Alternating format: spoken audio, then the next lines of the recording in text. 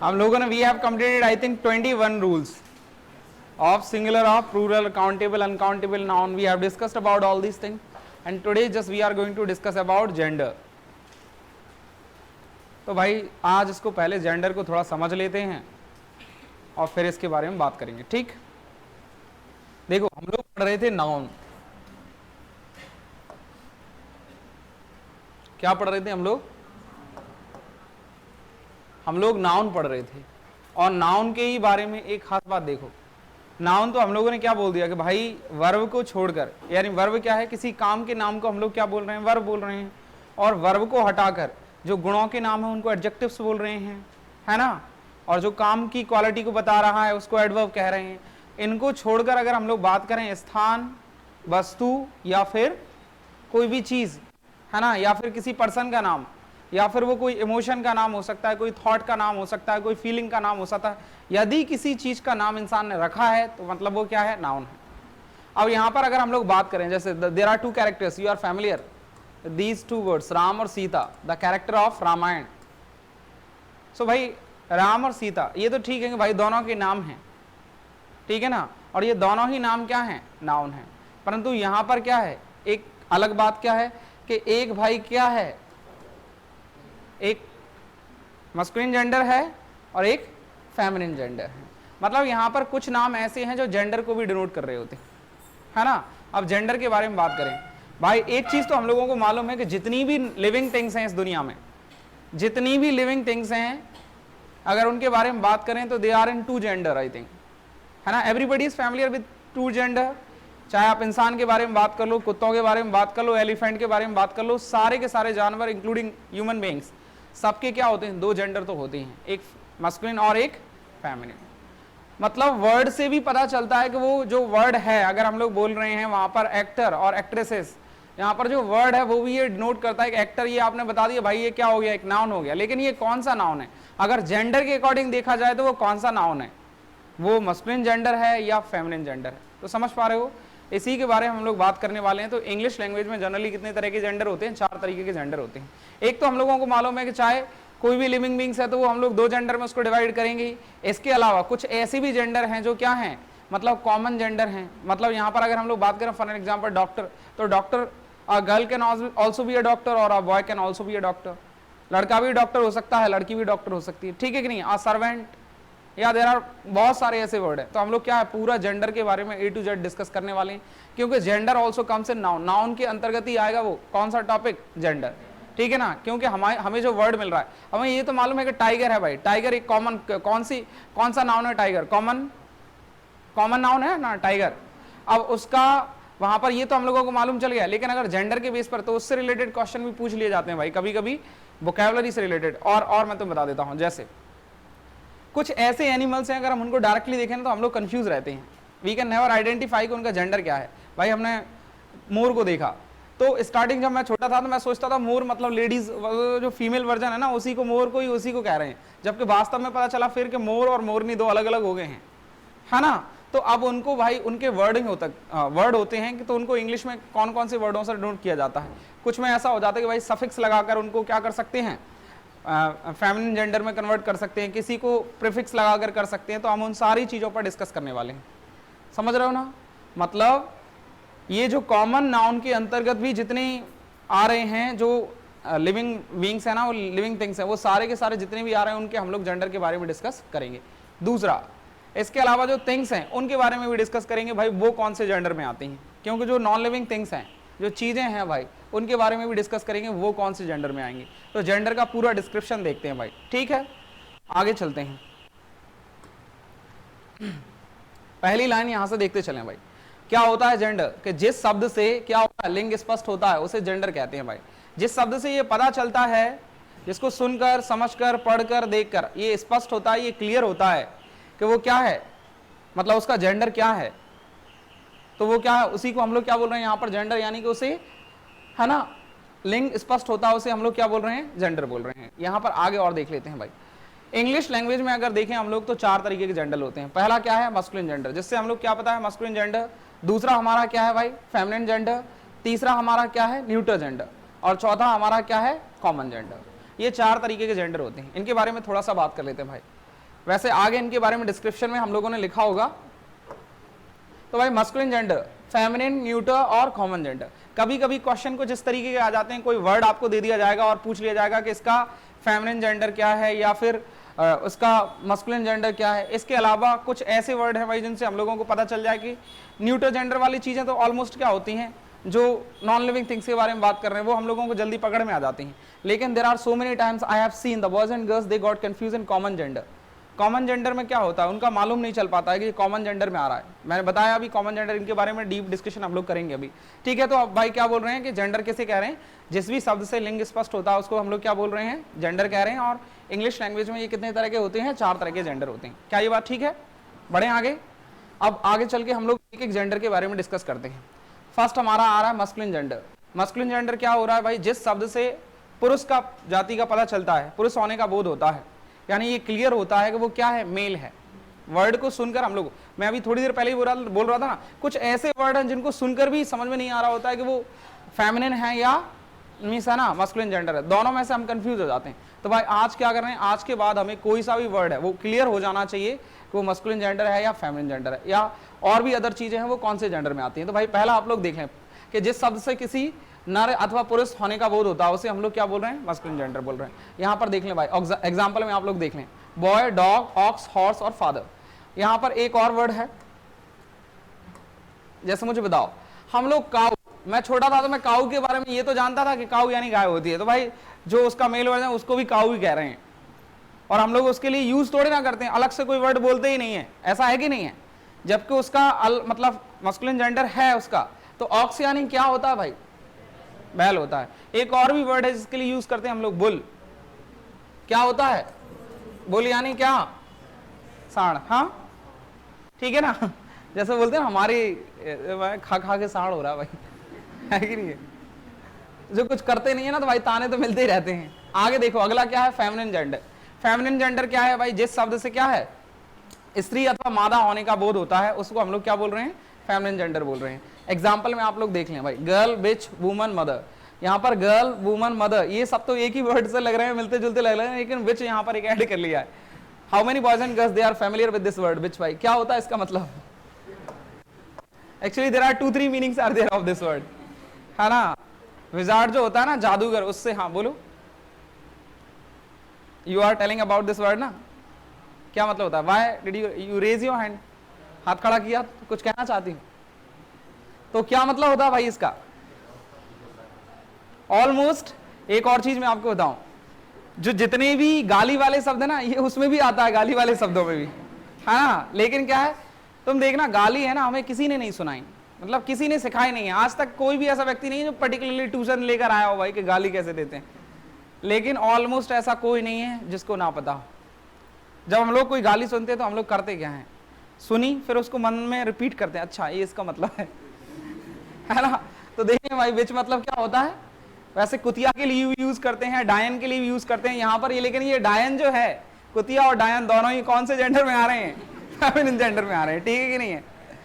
और इनका अपोजिट क्या है भाई इनका अपोजिट थोड़ा और भी खतरनाक है, डायन और क्या, इसका जो मस्कुलिन जेंडर क्या होना चाहिए, घोस्ट भूत। हाँ ये तो थोड़ा ठीक ही लग रहा है, लेकिन ये थोड़ा ज्यादा ही बुरा लगता है। चलो आगे बढ़े, समझ गए हो ना, 2 जेंडर कौन के बारे में हम लोगों ने बात कर ली। आगे इनसे रिलेटेड वर्ड देखें भाई, न्यूटर जेंडर। न्यूटर जेंडर के अंतर्गत क्या आती हैं, वो सारी चीजें जो क्या है, नॉन लिविंग्स हैं, है ना। क्या बोल रहे हैं भाई कि जिस निर्जीव वस्तु अथवा पदार्थ को हम लोग क्या बोलते हैं, न्यूटर जेंडर। जितनी भी निर्जीव चीजें हैं या फिर कोई पदार्थ है, उन सबको हम लोग किसके अंतर्गत रख रहे हैं, न्यूटर जेंडर के अंतर्गत रख रहे हैं, है ना। एग्जाम्पल के तौर पर यहाँ पर देख लो, book, ink pot, pen, table, ये सारी चीजें हमारी किसके अंतर्गत आ गई, न्यूटर जेंडर। हिंदी में भी देखते चलो, वहां पर लिखा हुआ है नपुंसकलिंग, ठीक है। अगला देखें भाई, तो देख लें भाई, अंग्रेजी के छोटे छोटे कीड़े मकोड़ों को भी न्यूटर जेंडर में कहलाते हैं। इनको देख लें भाई, कुछ ऐसी चीजें होती हैं, जैसे मैं तुम्हें बोलूं इंसेक्ट्स, कुछ ऐसे कीड़े मकोड़े हैं जिनको अपन लोग, जाम्स हैं भाई, बहुत ही छोटे छोटे, उनको क्या करेंगे, तो उनको भी क्या है, अब पता तो चल नहीं रहा है। जैसे तुमने देखा होगा केमिस्ट्री और एक बायोलॉजी तो फिर भी ठीक है भाई, एक ऐसा सब्जेक्ट है जिसमें बहुत सारे प्रैक्टिकल होते हैं, कई बार अपन को बता दिया जाता है, लेकिन केमिस्ट्री एक बहुत ही डिफिकल्ट सब्जेक्ट लगता है मुझे। क्यों लगता है मैं तुम्हें बताऊं, सारी चीजें इमेजिनेशन में चल रही होती हैं। एटम, मॉलिक्यूल समझ रहे हो ना। और किसी ने आज तक नहीं देखा एटम मॉलिक्यूल, देखा है कि किसी ने? सब चीजें इमेजिन करना है। वैसे ही क्या है, जो छोटे छोटे कीड़े हैं ना, उनको देख अब उनका तो ये भी पता नहीं मतलब लग सकता कि भाई वो नर है या मादा है, समझ रहे हो ना, मेल है कि फीमेल है, क्लियर ही नहीं होता है। तो उनको किस लिए, उनको भी किस में रख दिया हम लोगों ने? ये बात चल रहा है भाई बिल्कुल छोटे छोटे जो इंसेक्ट्स है ना, बहुत छोटे छोटे कीड़े मकोड़ों के बारे में। इसमें हम लोगों ने क्या देख लिया, जर्म्स और इंसेक्ट्स। इंसेक्ट्स के अंतर्गत क्या क्या आ जाते हैं भाई?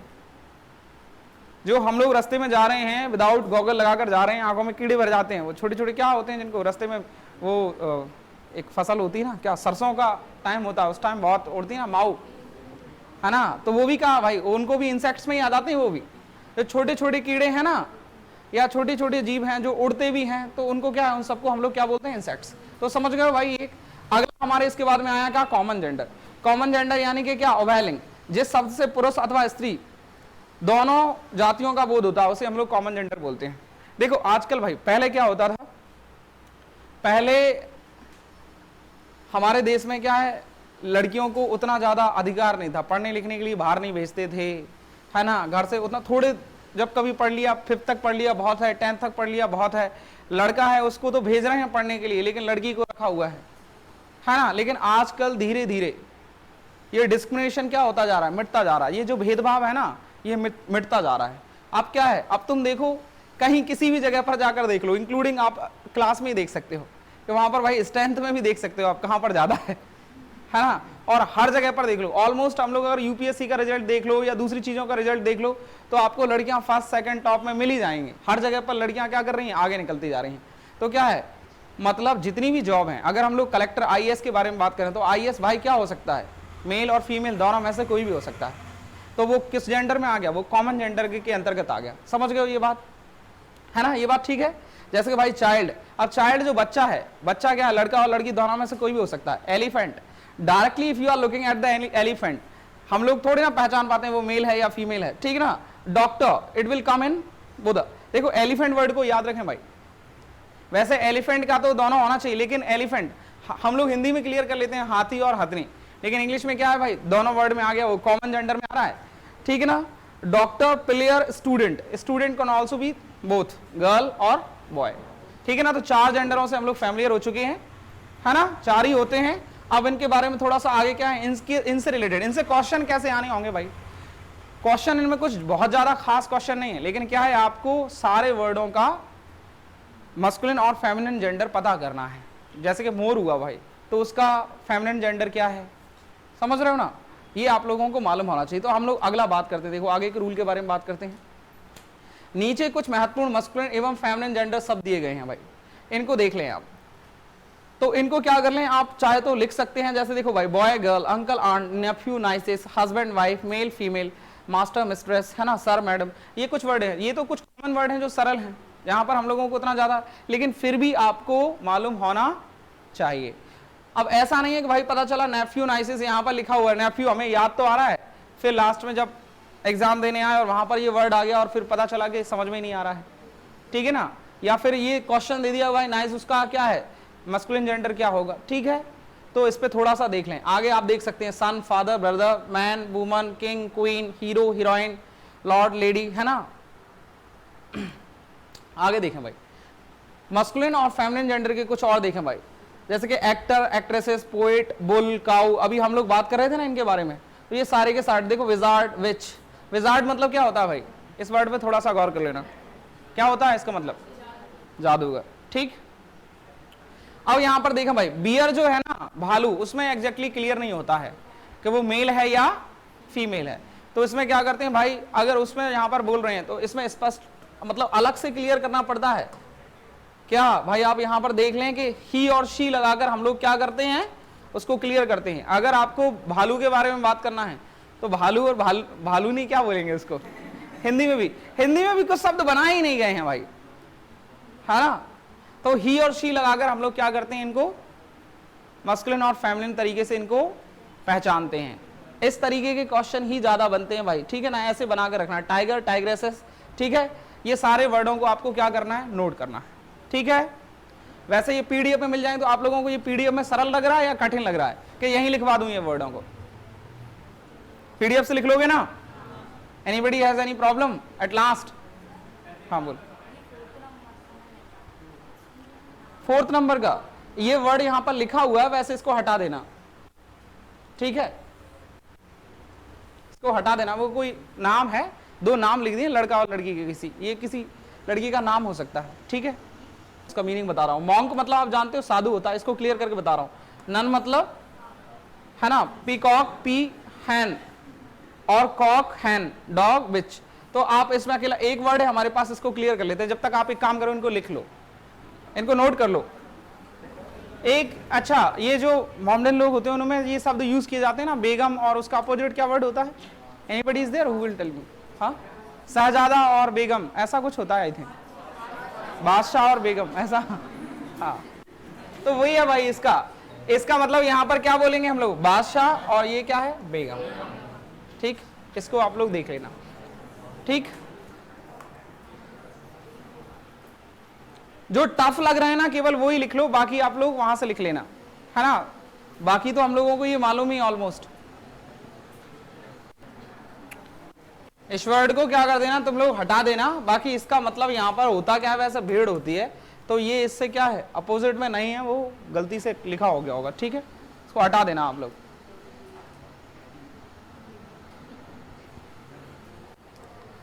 जल्दी नोट करना है फटाफट, बहुत ज्यादा नहीं, ओनली 2 या 3 मीनिंग नोट कर लो बस। ये कर सकते हो, ये कर लो, ये यहां पर, और एक वो ही और शी बियर वाला कर लो, टाइगर टाइग्रेसेस वाला कर लो, और ये कर लो बस, ठीक।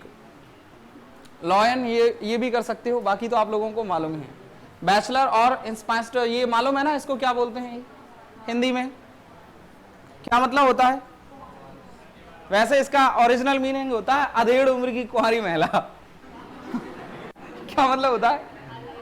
हाँ भाई, इसका मतलब यही होता है कि बहुत ज्यादा एज हो गई और शादी नहीं हुई। It means it will come opposite of bachelor, ठीक। बढ़े आगे, आप लोग तो पूरा लिखने लगे हो। हाँ, और फॉक्स विक्सन, फॉक्स मतलब क्या? लोमड़ी, और अपोजिट फेमिनिन मस्कुलिन जेंडर, है ना। लोमड़ी नहीं सुनी क्या? अपने इधर भी उसको कुछ बोलते हैं ना भाई, लोमड़ी को। अपन लोगों में भी यहाँ पर अपनी क्या कहते हैं, खेतों में दिख जाती है ना लोमड़ियां, नहीं दिखती हैं? एनीबडी इज देयर जिसने देखा हो? Don't talk. तुम तो अपने ऊपर ले गए भाई लोग। हाँ, क्या कह रही हो?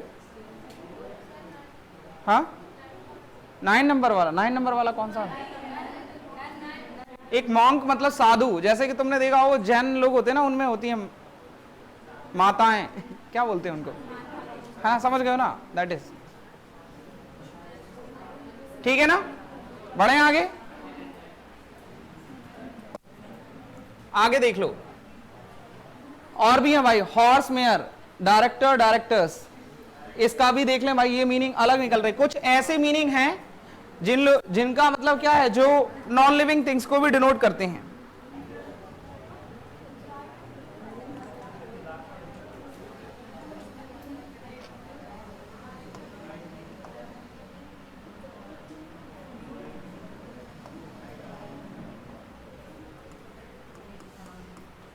ऐसे ही लिखते हैं क्या? हाँ, शासक, सही लिखा है, am I right? I am not sure about Hindi.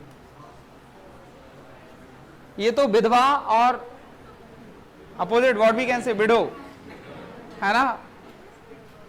Actor, Hunter, huntress, ये तो एम्परर मतलब मालूम है क्या होता है? साम्राज्य। यहां पर साम्राज्य इसका मतलब सम्राट, ठीक है ना। और ब्राइड ग्रूम और ब्राइड, ठीक है ना, ये तो आप लोगों को मालूम है। देखो उसने कितनी जल्दी बोला है, जो काम के बारे में वो जल्दी आ रहे हैं याद में। चलो ठीक है ना, आप लोग लिख लो इनको। हाँ,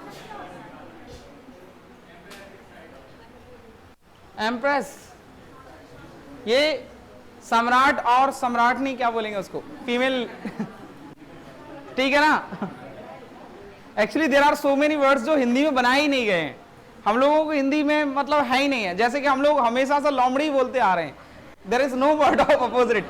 anybody is there who can say or tell the name of that word? हाँ, तुम अपना बताओ, दूसरे का नहीं बोलो। हाँ,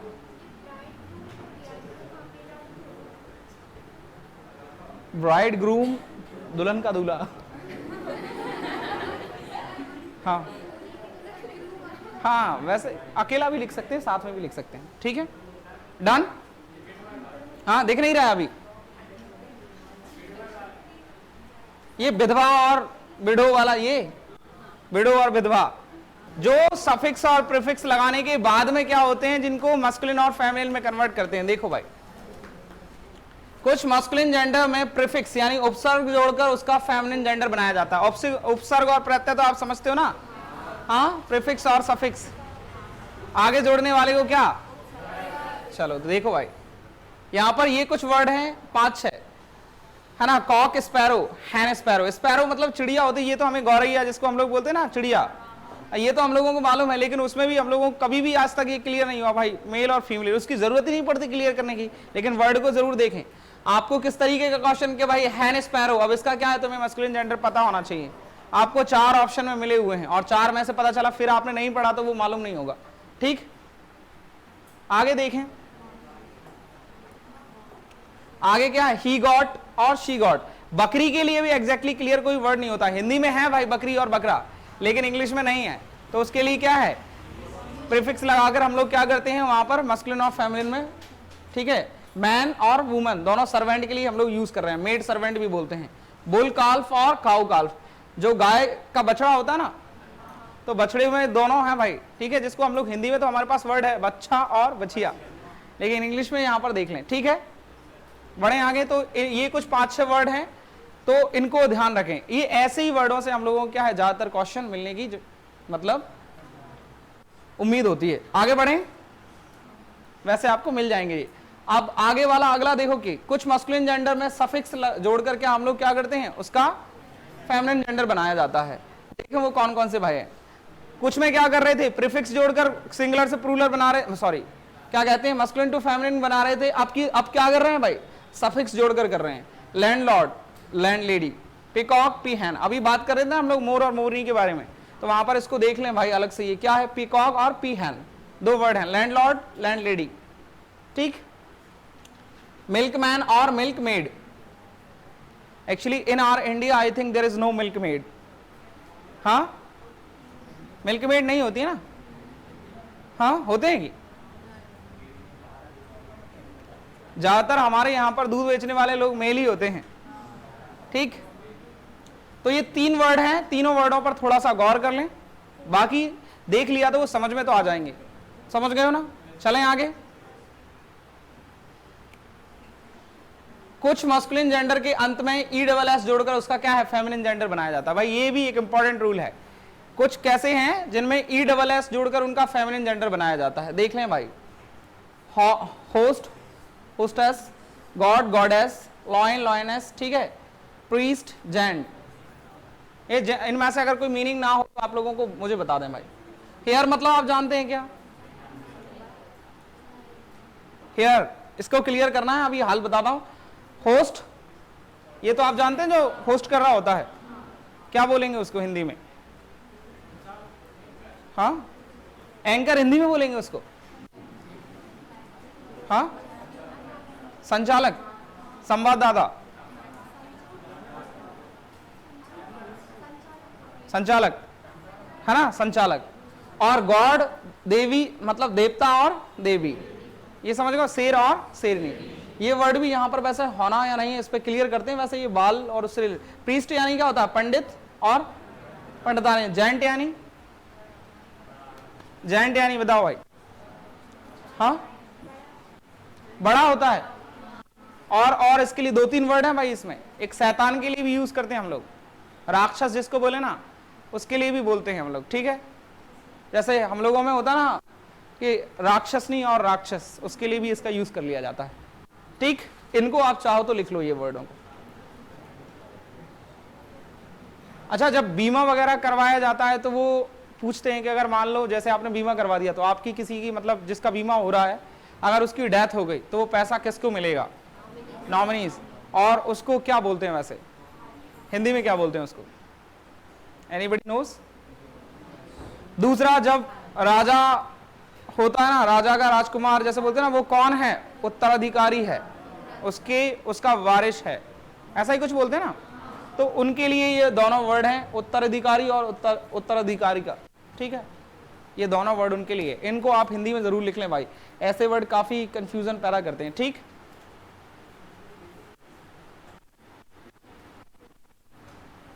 इस वर्ड को अकेले लिख लो यहां पर।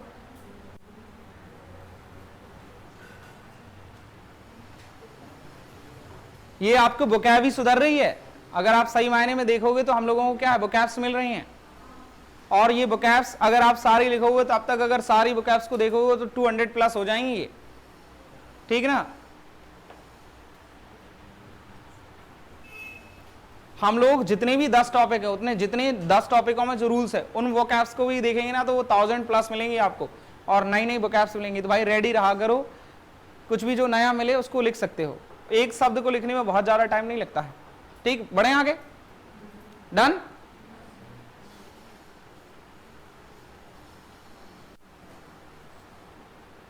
अगला देख लो भाई, नाउन केस। नाउन केस क्या होता है? नाउन केस के बारे में बताओगे?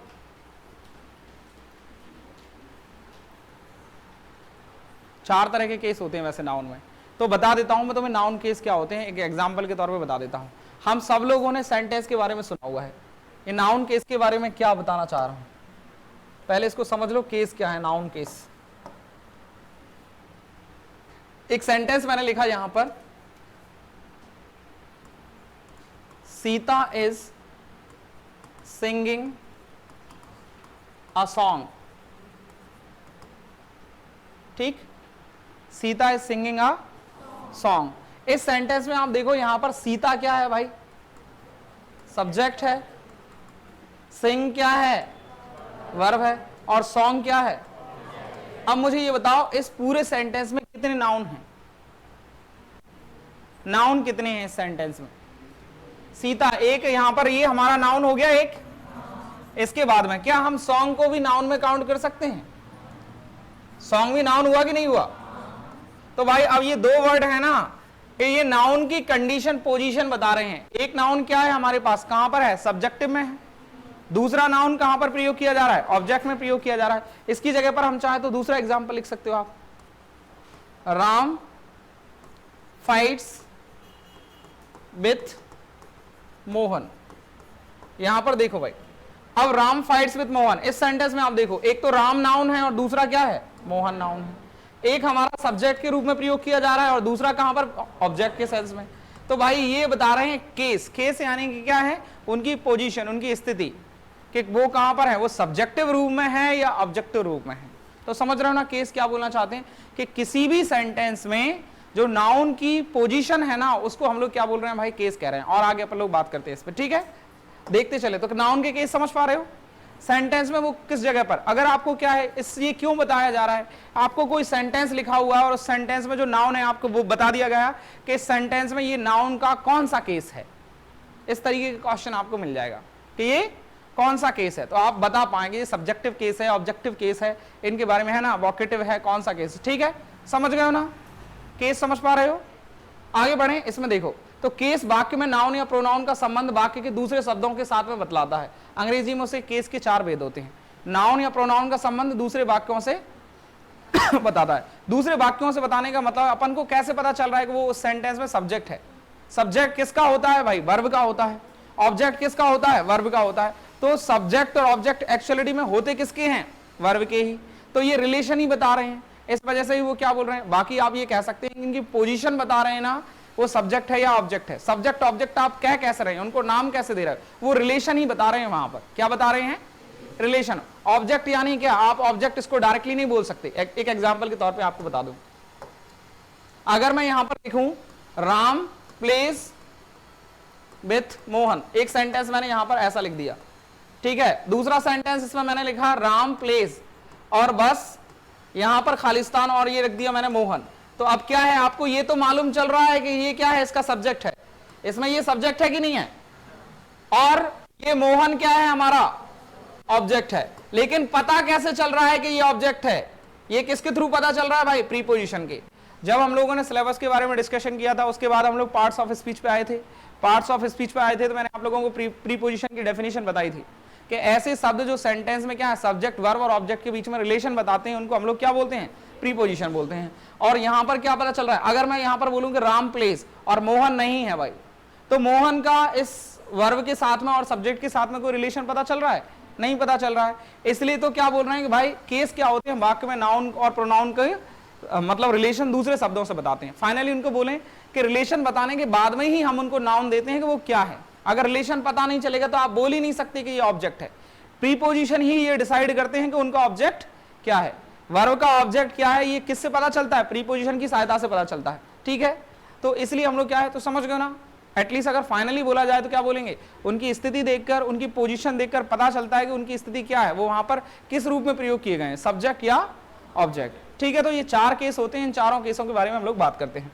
क्या ये ठीक है?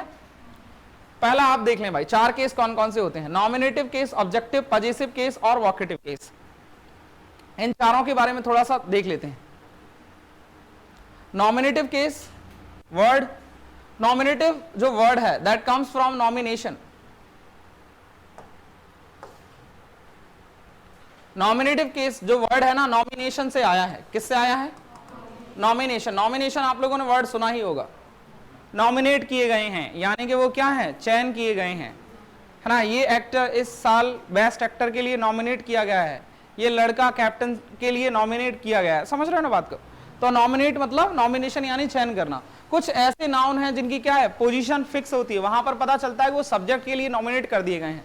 ऑब्जेक्टिव केस आपको अभी बताया ही है। बाकी क्या है, पजेसिव केस और वोकेटिव केस, इनके बारे में हम लोग बात करने वाले हैं। वोकेटिव केस क्या होता है और पजेसिव केस क्या होता है। पजेसिव केस मतलब हम लोग किसी नाउन को दूसरे नाउन या प्रोनाउन से रिलेशन बताने के लिए कुछ पजेसिव प्रोनाउन का प्रयोग करते हैं हम लोग, जिसके थ्रू हम लोग बताते हैं कि वो वहां पर क्या है, पजेसिव। पजेसिव का मतलब ही क्या है भाई, पजेसिव जो वर्ड आ रहा है ना, इसका मतलब है कि जहां पर रिलेशन बताने का काम तो चल रहा है, लेकिन यहां पर देखो किसी का पोजीशन दर्शाने के लिए भी कह सकते हैं भाई। पोजीशन यानी क्या, अधिकार बताने के काम आते हैं। जैसे हम लोग बोलते हैं ना माय कार, क्या बोलूंगा, माय कार, समझ रहे हो? तो माय कार, वहां पर जो माय वर्ड है वो पोजीशन बता रहा है, अधिकार बता रहा है। तो इसके बारे में हम लोग आगे डीप डिस्कशन करते हैं अभी। ठीक है, चलें भाई, कौन कौन से केस है, नॉमिनेटिव, ऑब्जेक्टिव, पजेसिव और वोकेटिव। वोकेटिव केस के बारे में अभी मैं तुम्हें बताऊंगा। जब किसी को संबोधित करके बोला जा रहा होता है तो वो वोकेटिव केस होता है। आगे देखो, नॉमिनेटिव केस, कर्ता कारक, वाक्य में जिस नाउन या प्रोनाउन का प्रयोग सब्जेक्ट के रूप में किया जाता है उसको हम लोग क्या बोलते हैं, नॉमिनेटिव केस बोलते हैं। जैसा मैं आप लोगों को ऑलरेडी बता चुका हूं। ठीक है ना, किसी भी सेंटेंस में यदि कोई नाउन है वो सब्जेक्ट के रूप में प्रयोग किया जा रहा है तो उसको हम लोग क्या बोल रहे हैं, नॉमिनेटिव केस में रख रहे हैं। एग्जाम्पल के तौर पर क्या लिखा हुआ है भाई, आई सेड टू राम या राम सेड टू मी। इन दोनों ही सेंटेंस में आप देख लो, पहले सेंटेंस में क्या है, आई यहां पर क्या है, नॉमिनेटिव केस में रखा गया है। दूसरा क्या है, राम सेड टू मी। इसमें यहां पर देखो आई सेड टू राम, यानी कि आई यहां पर किस में है, सब्जेक्टिव रूप में है कि नहीं है, तो ये यहां पर कौन सा केस हुआ, नॉमिनेटिव में रख दिया। राम सेड टू मी, यहां पर राम किस में है, इस दूसरे सेंटेंस में देखा जाए तो राम किस सेंटेंस में है, नॉमिनेटिव केस में ही है ना। लेकिन अगर देखा यहां पर दूसरे सेंटेंस में जो नाउन है वो किस में है, ऑब्जेक्टिव केस में है।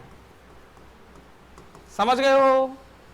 ये कोई बहुत ज्यादा डीप वाली चीज नहीं है, केवल इतना समझना है, सब्जेक्ट और ऑब्जेक्ट। जो ऐसा नाउन जो सब्जेक्ट के रूप में प्रयोग किया जा रहा है उसे सब्जेक्टिव, यानी सब्जेक्टिव का ही दूसरा नाम क्या है, निकनेम, नॉमिनेटिव। ठीक है, बाकी ऑब्जेक्टिव। ठीक है, समझ गए हो? चलें आगे।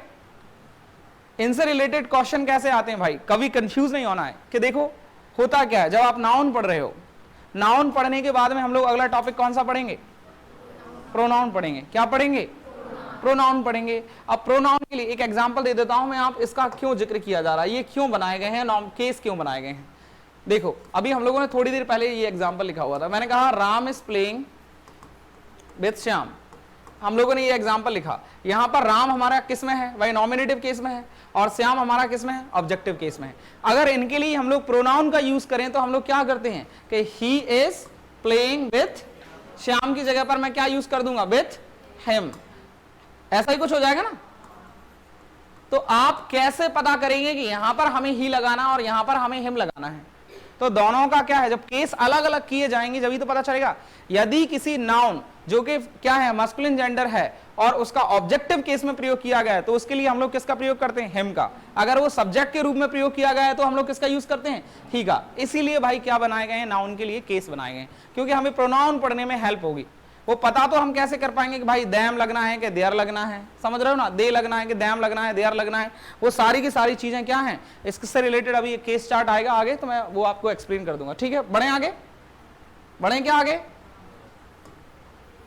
एनीबडी हैज एनी प्रॉब्लम, किसी को दिक्कत, आगे चलते हैं। अगला भाई ऑब्जेक्टिव केस। ऑब्जेक्टिव केस में आप देखो क्या कर्म कारक, वाक्य में जिस नाउन या प्रोनाउन का प्रयोग भाई ऑब्जेक्ट के रूप में किया जाता है उसे ऑब्जेक्टिव केस कहते हैं। अब ज्यादा बोलने की जरूरत नहीं है, ये ऐसी चीजें आप समझ पा रहे हो आई थिंक, है ना। तो क्या है objective, I said to Ram और राम सेड टू मी। इसमें दोनों में देख लो, इसमें राम क्या है भाई ऑब्जेक्टिव है और इसमें मी क्या है ऑब्जेक्टिव।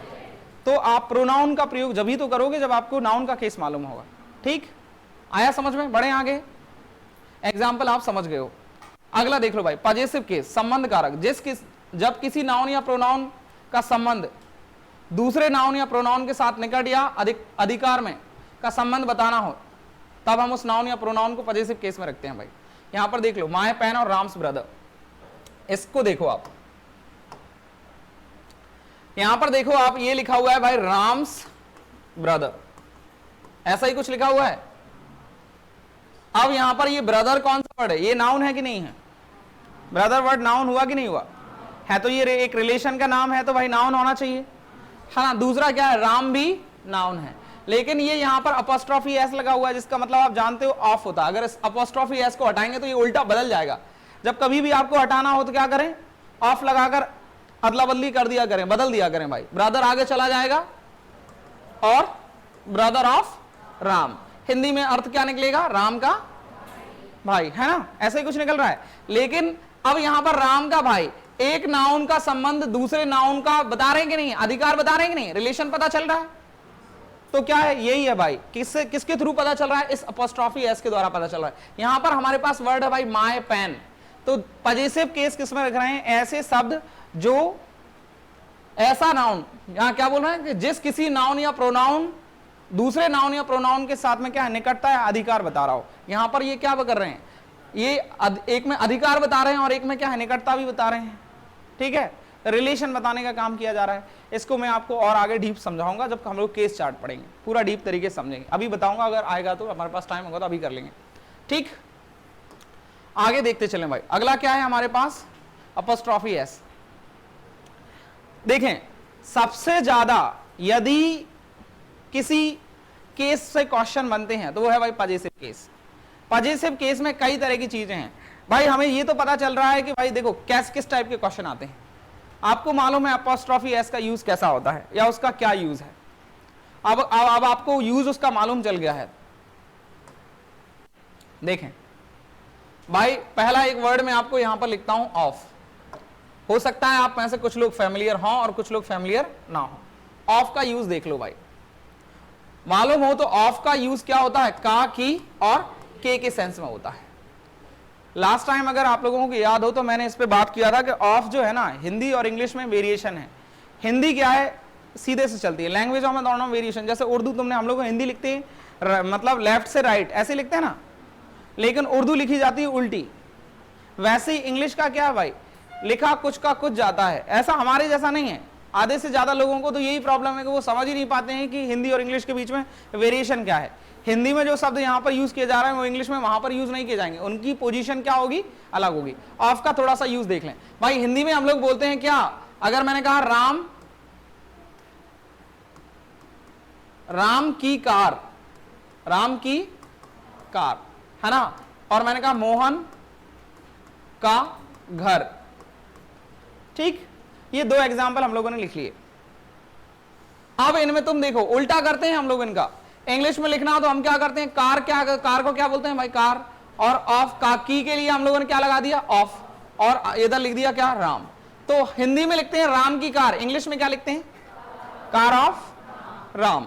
मोहन का घर क्या लिखेंगे भाई, हाउस ऑफ मोहन। ठीक है ना। इसका बेस्ट एग्जाम्पल हम बचपन से पढ़ते आ रहे हैं, विज्ञान के चमत्कार। ठीक है ना, उसको याद कर लेना आप, वो काकी के सेंस में आ गया। अब ये क्या होता है, ये तो हम लोग उल्टा लिख रहे हैं भाई, car of Ram, house of Mohan. अब इसको यदि मुझे सीधा लिखना है, ये ऑफ को हम लोग अपोस्ट्रोफी एस में बदल जाता है, लेकिन ये यहां पर ऑफ बता क्या रहा है, ऑफ रिलेशन बताने का काम कर रहा है। यहां पर किसका काम कर रहा है, रिलेशन बताने का काम कर रहा है। और इस पर क्या बता रहा है, अधिकार बता रहा है कि ये राम की कहां है और ये मोहन का घर है। अधिकार बता रहा है कि नहीं बता रहा है। और ये अधिकार हम लोग अपोस्ट्रोफी एस से भी बताते हैं। क्या करते हैं हम लोग, इसको ऑफ को हटा देंगे और चाहे तो इसको सीधा लिख सकते हैं। क्या लिख देंगे भाई, राम्स कार। यानी कि यहां पर जो अपोस्ट्रोफी एस लगा हुआ है ये किसके हटाने पर लगा हुआ, ऑफ। अगर इसको हटाएंगे तो क्या बनेगा, वो ऑफ।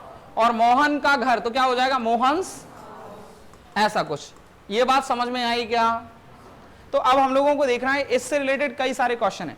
हमें राम और मोहन के बारे में तो आप लोगों को मालूम चल गया, लेकिन कोई ऐसा वर्ड है जिसमें ऑलरेडी पहले से ही लास्ट में एस आ रहा है, तो वहां पर हमें अपोस्ट्रोफी एस लगाना है या फिर नहीं लगाना है। जिसमें डबल एस आ रहा है उसमें क्या करना है, तो समझ रहे हो। क्योंकि अगर मान लो कोई डबल एस वाला है, उसमें ऑलरेडी फिर एक अपोस्ट्रोफी एस लगा है, तो वो पढ़ने में ही नहीं आएगा। तो हमें वहां पर कौन कौन से रूल फॉलो करने हैं उसको देखना है। कभी ऐसा होता है कि जहां पर डबल एस आ रहा है या एस आ रहा है, तो उनके रूल को देखेंगे, पता चला अकेला कॉमा से ही काम चल रहा है। तो वो सारे के सारे रूल्स हम क्या है, अपोस्ट्रोफी के जितने भी रूल है ना, वो सारे के सारे हम लोग क्या है, प्रयोग से संबंधित नियम देख लेते हैं। ठीक है, बढ़े आगे।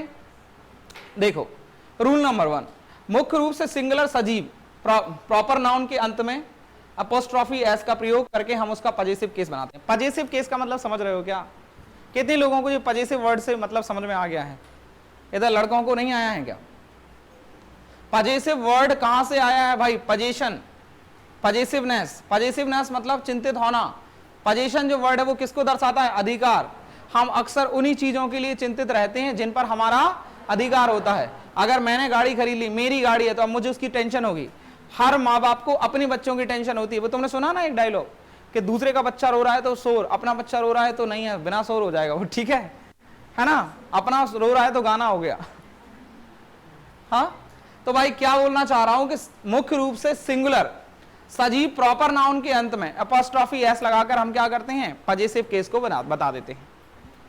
समझ रहे हो ना, प्रॉपर नाउन समझ गए हो। प्रॉपर नाउन अब माइंड में क्लियर हो जाना चाहिए कि प्रॉपर नाउन क्या होता है। प्रॉपर नाउन यानी जिस भी किसी चीज का नाम है, अब वहां पर जानवरों के नाम को नहीं करेंगे, वो कॉमन नाउन में आ गए। टाइगर, डॉग, ये किस में आ गए, कॉमन नाउन में आ गए। लेकिन बात किसकी चल रही है, प्रॉपर नाउन की। यदि प्रॉपर नाउन है तो उसमें अगर हमें किसी से रिलेशन बताना है, वहां पर अधिकार बताना है, तो हम क्या करेंगे, सीधा अपोस्ट्रोफी एस लगाकर क्या कर देंगे, उस पर उसका अधिकार बता देंगे। जैसे फॉर एन एग्जांपल यहां पर लिखा हुआ है राम्स पेन। अब देखो उस टाइम जब हम लोग बात कर रहे थे तो मैंने तुम्हें प्रॉपर नाउन में कुछ एग्जांपल लिखे थे, जिसमें पप्पू भी एक एग्जांपल लिखा हुआ था। लिखा था कि नहीं लिखा हुआ था, राम लिखा था, सचिन लिखा था, ये कुछ एग्जांपल में लिखे थे। और ये क्या है हमारे भाई, प्रॉपर नाउन है। और किसी भी प्रॉपर नाउन पर हमें क्या करना है, यदि अधिकार दर्शाना है, अधिकार बताना है, तो हमें क्या करना पड़ेगा, अपोस्ट्रोफी एस लगाकर। इसलिए यहां पर क्या लिखा हुआ है, राम्स पेन, जिसका मतलब क्या हुआ, राम का पेन। ठीक है, कुछ आया समझ में, अधिकार दर्शा रहे हैं। अभी समझ में आया ना अपोस्ट्रोफी एस का मतलब क्या है, वो तो मैं बता चुका हूं ना। तो हमें क्या करना है, प्रॉपर नाउन में क्या करना है, अपोस्ट्रोफी एस लगाना है ना। और हम अधिकार को, पोजीशन को दर्शा सकते हैं। आगे बढ़ते हैं भाई।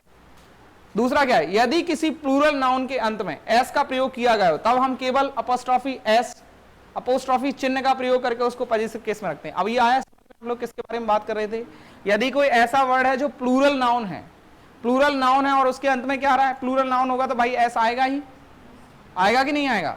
और एस आएगा तो वहां पर हम लोग क्या करेंगे, वहां पर हमें अपोस्ट्रोफी एस लगाने की जरूरत नहीं है। वहां पर केवल क्या करेंगे, वो अपोस्ट्रोफी चिन्ह लगाकर हम लोग क्या कर देंगे, उसको पजेसिव केस को दर्शा देंगे। ठीक है, यदि किसी प्लूरल नाउन के अंत में एस का प्रयोग नहीं किया गया है, तब हम अपोस्ट्रोफी एस का प्रयोग करके उसको पजेसिव केस में रख देंगे। भाई देख लो यहां पर वुमन है, आपको मालूम है ना, इसमें ये प्लूरल और सिंगुलर प्लूरल के बारे में मालूम है कि नहीं है, ऐसे ही क्वेश्चन बनते हैं भाई।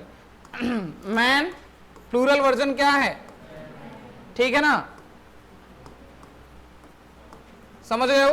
अब ये वर्ड क्या है, इसमें एक और वर्ड भी आ सकता है भाई, पीपल, चिल्ड्रन, ऐसे वर्ड आ रहे हैं, ये कलेक्टिव नाउन से रिलेटेड हैं। ये हैं तो क्या प्लूरल, लेकिन इनमें एस नहीं आ रहा है। और ऐसे वर्डों को क्या करना है, प्लूरल हैं, एस नहीं आ रहा तो हम अपॉस्ट्रॉफी एस लगाकर ही क्या करेंगे, अधिकार को बताएंगे। लेकिन उसके पहले वाला रूल क्या था कि यदि प्लूरल नाउन है और फिर उसके लास्ट में एस आ रहा है तो फिर क्या करेंगे, अकेला चिन्ह सिंबल लगाकर हम लोग उसको अधिकार बता देंगे। ठीक है, ये बात। बढ़े आगे। क्या था भाई एग्जांपल्स, वुमेन्स कॉलेज, यानी क्या, किसका कॉलेज, वुमेन्स कॉलेज, लड़कियों का कॉलेज। हाँ, उसको हंसी आ रही है। चलो अगला देख लो भाई, चौथा रूल, यदि प्राकृति का प्रयोग सजीव के रूप में किया गया हो तब हम अपॉस्ट्रॉफी एस और S S plus apostrophe S का प्रयोग करके उसका पजेसिव केस बनाते हैं। ये एक एस भाई जहां पर एक्स्ट्रा लिख दिया गया है, पहले इसको समझ लो क्या बोलना चाह रहा है ये। पांचवा छठवां रूल देख लें भाई। यदि प्राकृति का प्रयोग सजीव के रूप में, क्या प्राकृति का प्रयोग सजीव के रूप में क्यों करेंगे भाई, पहले तो ये बताओ क्यों करेंगे हम प्राकृति का प्रयोग सजीव के रूप में।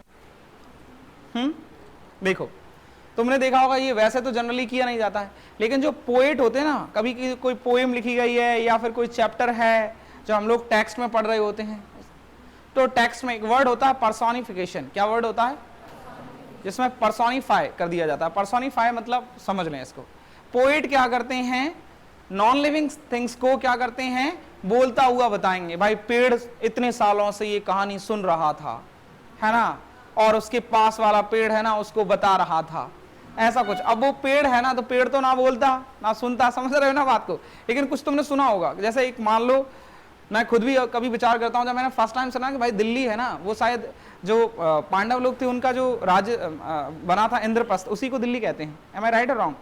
मेरा जी के उतना अच्छा नहीं है, एम आई राइट और रॉन्ग? आप लोग बताओ मुझे। जो पांडवों के टाइम पर इंद्रप्रस्थ था उसी को दिल्ली कह रहे हैं क्या? आज वही है ना दिल्ली, क्या ऐसा सही कह रहा हूं? तो भाई तुम सोचो कितनी पुरानी है, उसने कितने सारे लोगों की हत्याएं देखी, कितना खून देखा होगा उस जमीन ने, वहां के चट्टानों ने, समझ रहे हो ना। तो वैसे ही क्या करेंगे, वो चट्टानें देख रही हैं। अब ये क्या हो गया, पर्सोनिफाई हो गया। कुछ वैसे ही क्या बोलना चाह रहा हूं कि यदि किसी प्राकृति का प्रयोग सजीव के रूप में किया जा रहा है, सजीव के वो जिंदा थोड़ी ना होंगे, लेकिन पर्सोनिफिकेशन कर दिया जाता है, वहां पर हम लोग क्या करते हैं, अपॉस्ट्रॉफी एस का प्रयोग करके उनको पजेसिव केस को दर्शाते हैं। एग्जाम्पल के तौर पर तुम देखो, नेचर्स ब्यूटी। नेचर्स ब्यूटी यानी यहां पर क्या है, नेचर की सुंदरता, है ना, नेचर की सुंदरता। यहां पर क्या है, सुंदर कौन है, नेचर, इट इज ब्यूटीफुल। और according to me I think the nature is the most beautiful thing. हाँ, can we say like this, can we consider as a nature as a means beautiful thing? Okay, दूसरा heaven's mercy. Heaven's mercy क्या, स्वर्ग की, स्वर्ग की क्या, हाँ देखो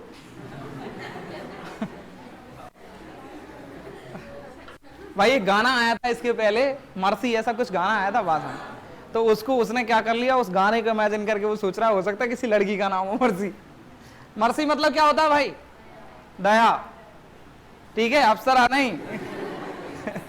हेवंस मर्सी, समझ गए ना, हेवंस मर्सी मतलब क्या, स्वर्ग की दया। आगे देख लें, डेप्थ आईसी हैंड, इसका क्या मतलब होगा, ये आप कल घर से पता करके लेकर आना इस मीनिंग को, ठीक है।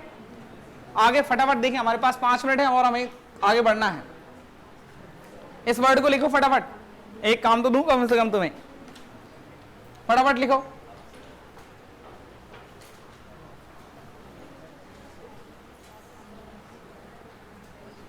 लेकिन यहां पर ये अपॉस्ट्रॉफी एस लगा हुआ है, उसका मतलब वहां पर काकी के सेंस में ही आ रहा है, ठीक है, अधिकार बताने के सेंस में या रिलेशन बताने के सेंस में आ रहा है। इतनी देर में लिख पाओगे? अगला, समय बताने वाले संज्ञाओं के साथ भी अपॉस्ट्रॉफी एस का प्रयोग किया जाता है। 1 डेज लीव करते हैं ना, बोलते हैं 1 दिन की छुट्टी। हाँ, स्कूल टाइम में होता क्या, जैसे कुछ काम हो रहा है ना, तो 8 बजे से स्कूल लग रहा है, 2 बजे तक लग रहा है, इसके बीच में अगर कोई पीरियड आ गया जिसमें टफ है, तो मैंने मेरे टाइम पे तो ये देखा है कि पता चला 50 स्टूडेंट हैं, 50 स्टूडेंटों में से ना एक का इस पीरियड में सर दर्द कर रहा था, दूसरे का दूसरे पीरियड में कर रहा था, तीसरे का तीसरे पीरियड में कर रहा था, क्योंकि अलग अलग हुआ है ना, अब टीचर्स को भी पता नहीं चल रहा। जब ज्यादा दिक्कत हुई, नींद आ रही है, वो सर दर्द कर रहा था, हेडेक हो रहा था, है ना। तो भाई क्या है, 1 डेज लीव, 1 दिन की छुट्टी ली है, फिर आ रहे हैं 5 दिन में, 2 days लीव, समझ रहे हो ना, समय बताने वाले संज्ञाओं के साथ भी हम लोग क्या करते हैं, अपॉस्ट्रोफी एस लगाकर उसमें क्या है, पजेसिव केस को दर्शा रहे होते हैं। अ मंथ्स अब्सेंस, ठीक है, ठीक, बढ़े आगे। अगला देखें, परिणामवाचक निर्जीव संज्ञाओं यानी वजन के साथ भी अपॉस्ट्रोफी एस का प्रयोग किया जाता है। 1 किलोग्राम्स वेट, 1 किलोग्राम्स वेट, यहां पर देख लें, अ टॉन्स वेट, 2 किलोग्राम्स वेट, ठीक है, अ ग्राम्स वेट।